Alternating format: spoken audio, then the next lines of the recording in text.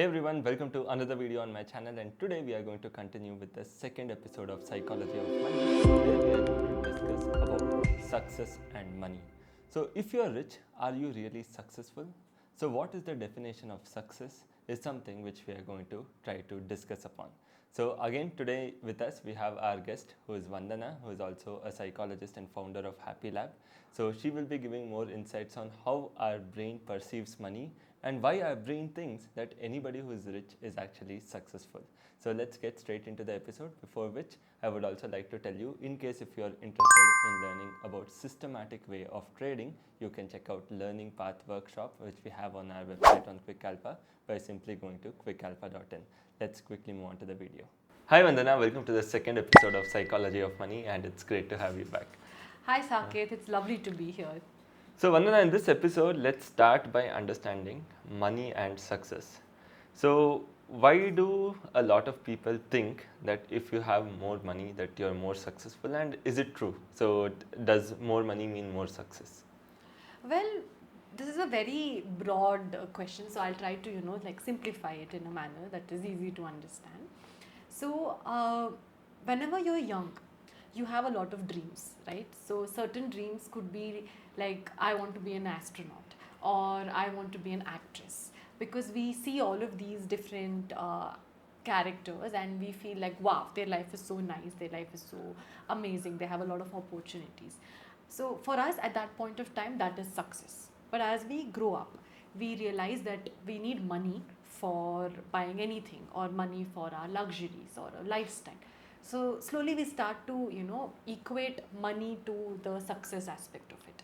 Then as and when you start to make money, and after one point wherein you're able to afford all of those luxuries and necessities that you want, you again feel like, okay, I want to probably move to another country. So your definition of success, it keeps on varying from one stage to another, and somewhere the byproduct is money, because if you want to have a lifestyle a certain way, it is only possible because of money.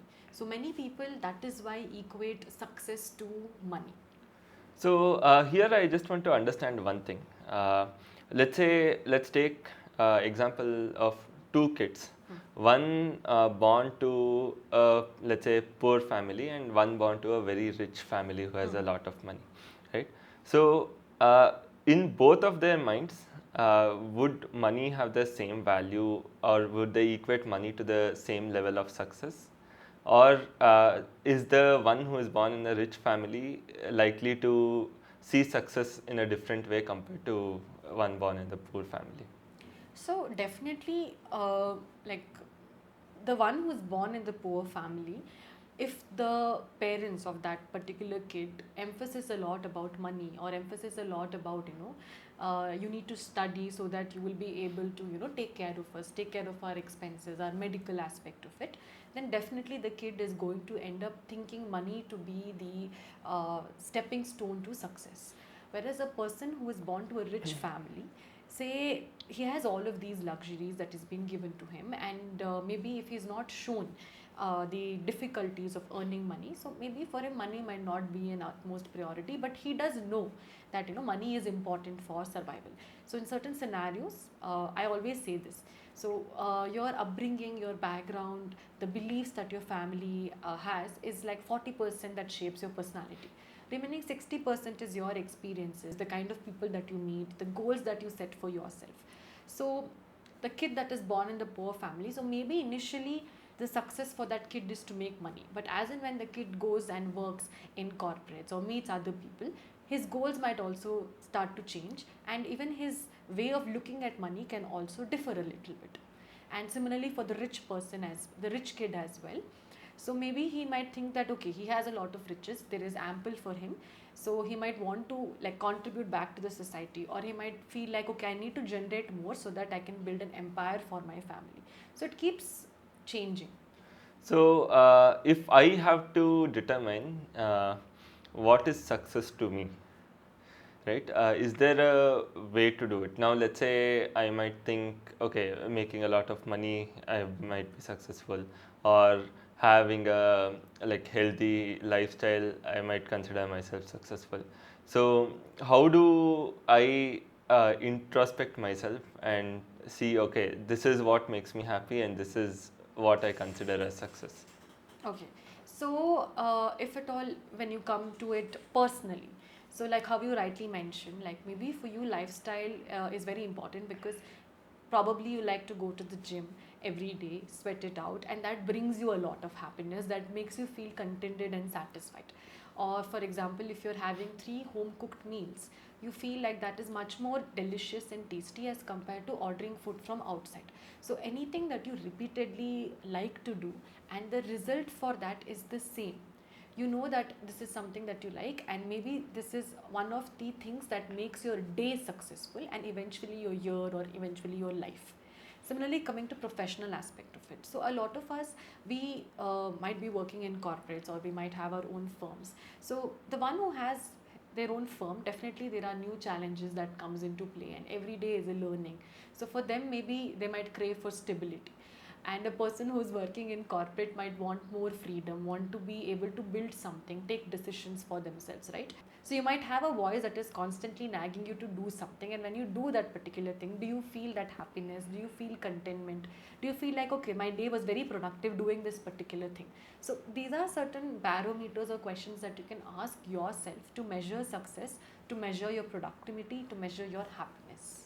So as we come to the end of this short conversation, so I would like to end it by asking you a simple question. So can money buy happiness?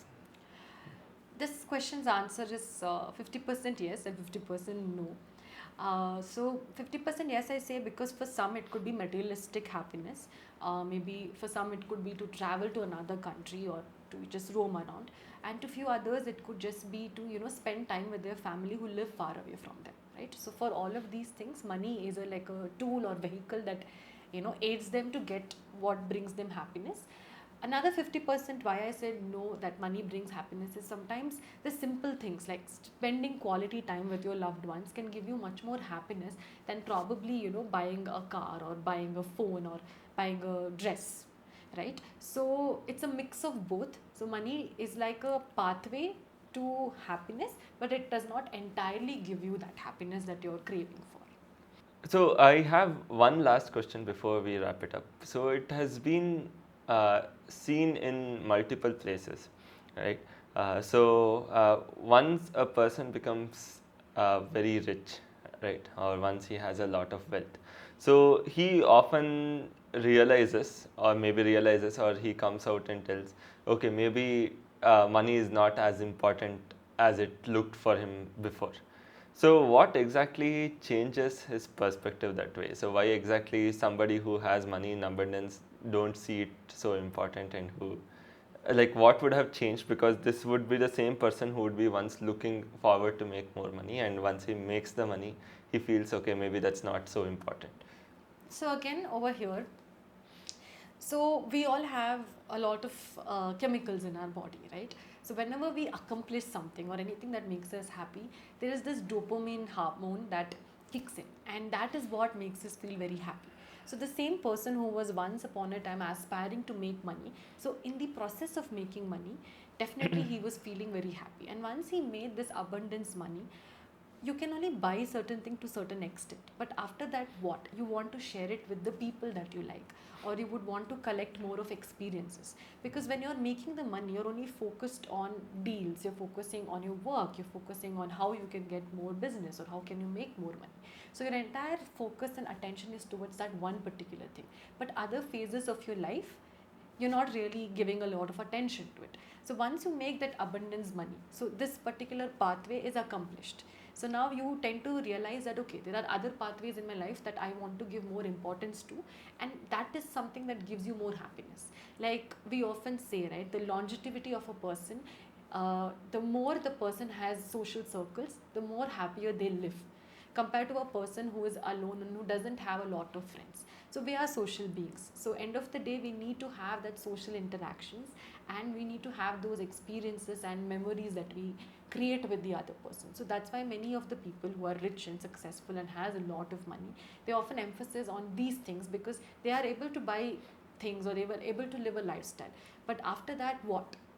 These other elements of your life is equally important. So that's why they say that. Yeah, I think that was a fantastic short conversation with you. And so, with this, we also wrap up the second episode of Psychology of Money. So, we'll be coming up with more such episodes soon on the channel. So, don't forget to hit the like button in case if you have found the content on this video useful. So, hit the like button, share this with all your friends, and also don't forget to hit the subscribe button. So, you can also follow Vandana on her YouTube channel and her social media. I have attached the link down in the description below. And finally, so if you have any questions that you would want to ask in the upcoming episodes, so feel free to drop that down in the comments. So we would take it up in the next episode. So we want to keep it more open for users. If you want to have any queries answered or understand why exactly things are happening in a particular way for a human mind, so drop that down in the comments and let's take it up in the next episode.